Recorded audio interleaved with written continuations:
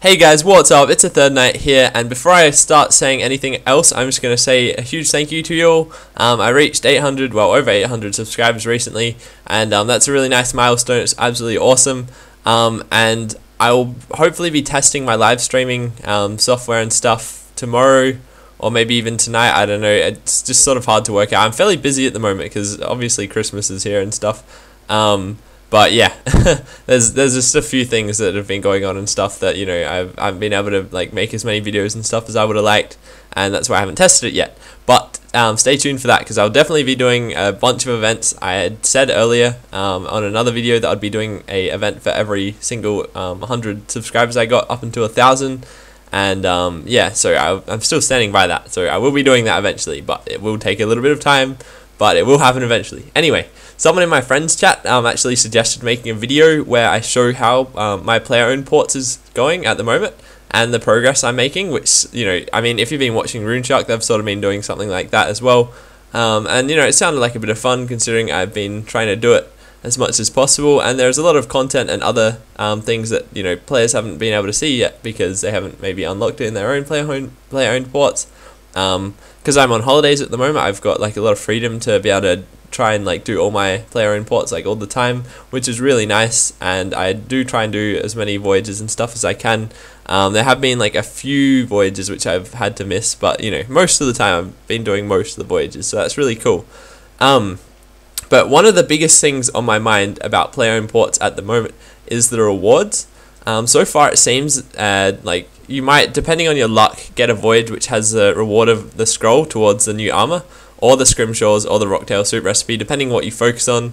And obviously you need, like, I think like 4, at least for pieces of the armor, you need 4 pieces of the scroll before you actually know how to make that piece of armor, and you unlock that for good, I'm fairly sure. So at the moment it seems hard to complete some voyages, because some of them have like hard requirements. You know, I've gotten some ridiculously hard voyages, but you know, it's not that bad. Like it's pretty easy.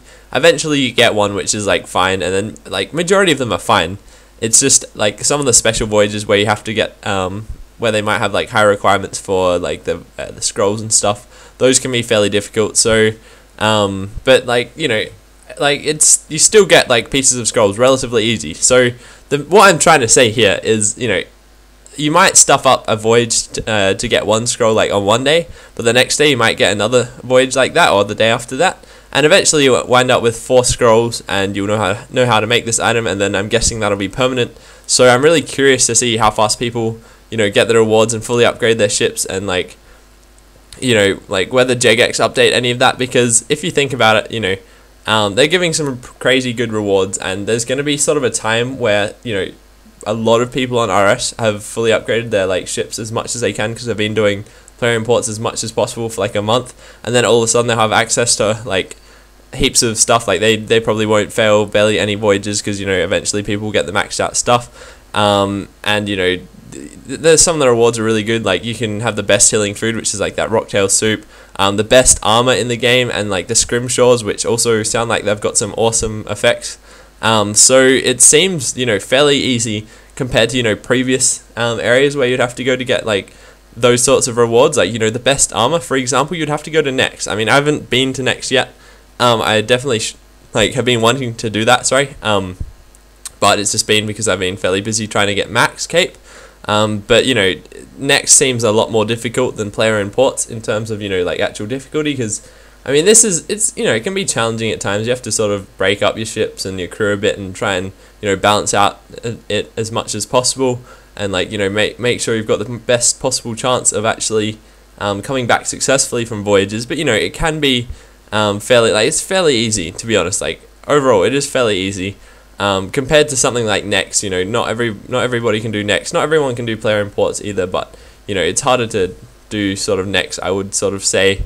I don't know, it's, I guess there are like level 90 requirements, so I'm going a bit of a back foot now, but I don't know. I think it's like, you know, this is like awesome. This is awesome armor, and you know, it's better than Nex sets and stuff. So you know, I sort of think at the moment seems like it's going to sort of reach a point where people have sort of unlocked everything, and then after that, you probably won't need to unlock the ability again. So I'm guessing you just be able to keep crafting that armor. Maybe it gets harder because you need to get armor pieces or some like special stone which you can craft the armor out of or something like that. But you know, it'll be really interesting to see how it goes. So now I've said all of that without really knowing for sure what the rewards are actually like, considering no one has yet any of them really. I don't think anybody's got any of like the big rewards yet, like any armor pieces or anything. So there is a lot of speculation and everything. So you know, I don't know. It's sort of hard to comment on it, like because I don't know if it's actually going to happen the way I've like talked about it. But it does seem fairly easy compared to, you know, previous areas where you'd have to go to God Wars or you'd have to go to Nex. Well, Nex is in God Wars, but you know, it's sort of up a bit of a level there to actually get the armor. You know, it would be a bit more difficult in my opinion. Although I guess this does take a lot of time rather than maybe so much effort. But yeah, I don't want to sound like I'm complaining either, because I would absolutely love the new armor and it sounds awesome. And if it's really easy to get, then it'll be pretty awesome. But at the same time, you know, lots of players will definitely get it if it is really easy to get, and then everyone will be running around in the best gear, which is a big contrast to before. You know, with next sets and other high level equipment like chaotics even. You know, you still like you see a lot of people running around with chaotics now. But you know, when dungeoneering, like after like the first year of dungeoneering and stuff, you know, there was gradually more and more people getting it. But you know, it wasn't like everybody sort of had it. So you do kind of want to like split it up a bit. Like I don't want to sound like elitist or anything, but it's sort of, you know, for the best armor in the game, it seems fairly easy to get from player owned ports. But yeah, I guess we'll just have to wait and see with that. I might just be like talking about random crap now, and it doesn't really make much sense to like what actually happens in the end, because obviously I haven't seen how it's done. But anyway, I'll just like move on from that. I did say I was like aiming for 90 thieving in the last episode of the Road to Max Cape Mastery, and that was so that I would have all the minimum requirements for player owned ports. Now I've sort of had a bit of like a think about it, and I don't really mind waiting a bit for 90 thieving. Obviously I'll have to get it eventually because I want to max out as fast as possible, but I'm sort of like a bit curious as to whether you could actually go through more of the storyline, and it actually speeds up your progress within player owned ports if you had less level 90 stats, you know, just maybe like a few, and you just had like, say, like the missionary and the whaler going on at the same time, and just progressing through them all the time, rather than actually having more level 90s, which would give you more chance at getting you know, different storylines unlocked and stuff. So it's just a thought, and it might not be the case, but I'll get 90 thieving soon anyway. Another thing that's sort of been a bit interesting, and like a fair few players have been sort of trying to like work out what to do with, is obviously crew. Because as you unlock new areas, you unlock new crew, and then you also well, in the like so far you've been unlocking new resources to go with that as well, which then upgrades your ship. But some people have sort of been saying, you know, they like to get the all-round type of crew, you know, where you might have like say for example the Cyclops, you have decent morale and you have, you know, okay like combat. You know, it's fairly like balanced. There's like two skills or two stats that the Cyclops is like skilled in, whereas you might have like I don't know, a Brimhaven Sailor, which has got like a high combat, but it's got barely anything in any of the other skills, I guess you'd call them.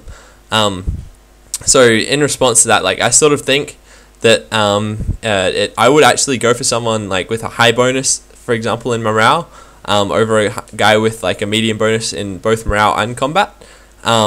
Now the reason for this is generally I find that after I level, you know, all-round crew, they still have like fairly low stats compared to like specialist crew members. So if I had one sort of all-round crew member and I had two specialist crew members, I would actually get more bonuses from having that, even if I had two of the all-rounder crew members. Hopefully you like catch my drift a bit with what I'm trying to say here. But yeah, so I would, if I had like for example a Cyclops that say had 50 morale and 50 combat, I would probably prefer to get the Brimhaven Pirate, which has say 150 combat, and then get like a Banner Bearer who has like, I don't know, like 300 morale and like nothing in any of the other stats.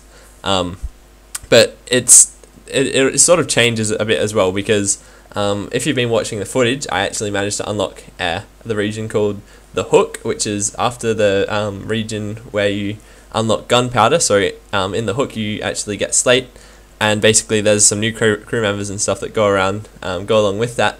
and I've seen a few of the all-round crew members that you can get from the hook actually, and they have some like decent all-round stats.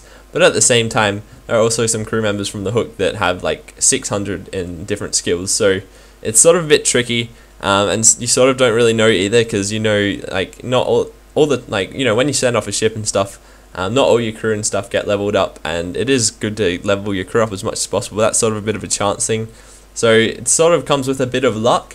But at the moment, I would say that I prefer to go for specialist crew over all-round crew. But it just depends what happens later down the track, and you know, how player owned ports goes and stuff.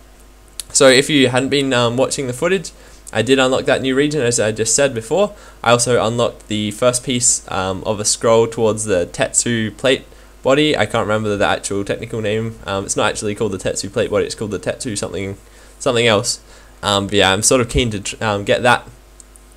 Looking back on it now, I probably should have gone for like the magic armor, because at the moment in the evolution of combat, the magic armor is like sort of a bit more useful. Will probably be a bit more useful because, you know, magic seems a bit more useful now.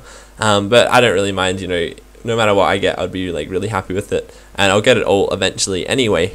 So in the end, whatever brings me the fastest scrolls, so I can make the new armor, which is like what I would ideally want throughout all of this, you know, all of the player import stuff, is what I'm basically aiming for currently. So at the moment, I'm just trying to make sure I have the best crew and the best ship equipment. I'll definitely try and upgrade my ship equipment over actually getting like new crew all the time, because obviously you won't always get like new ship equipment, but you sort of tend to get new crew at every spot as well. You know, it's sort of, you know, you unlock new ship equipment at the other spot as well, but it's nice to be able to have the crew on top of that ship equipment, rather than, you know, if you just have the crew, then you don't get the chance of using the like best sort of ship equipment. I don't know, hopefully that makes sense, because yeah. Anyway, that's basically it for this video. If you have any questions and stuff, feel free to leave them in the comments.